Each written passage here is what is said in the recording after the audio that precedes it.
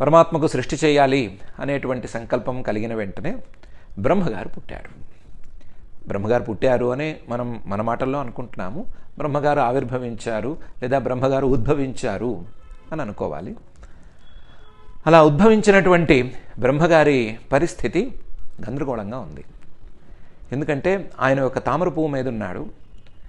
ఆయన లేచి కళ్ళు తెరిచి చూసేసరికి ఎటు చూసినా నీళ్లే ఉన్నాయి.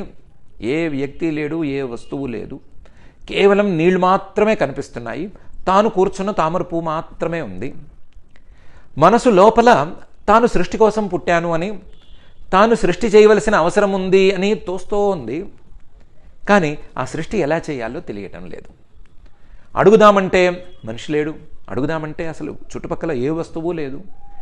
ఎలా చేయాలో తెలియదు, కానీ లోపల నుంచి సంకల్పం అనేది తన్నుకొస్తోంది. ఈ పరిస్థితుల్లో బ్రహ్మగారు వేరే గతి లేక పరమాత్మనే గట్టిగా ధ్యానం చేసుకున్నారు. ఆ పరమాత్మ ధ్యానంలో ప్రత్యక్షమయ్యి సృష్టి విధానాన్ని మొత్తాన్ని బ్రహ్మగారికి ఉపదేశం చేశాడు. చేయగా బ్రహ్మగారు సృష్టి ప్రారంభించారు.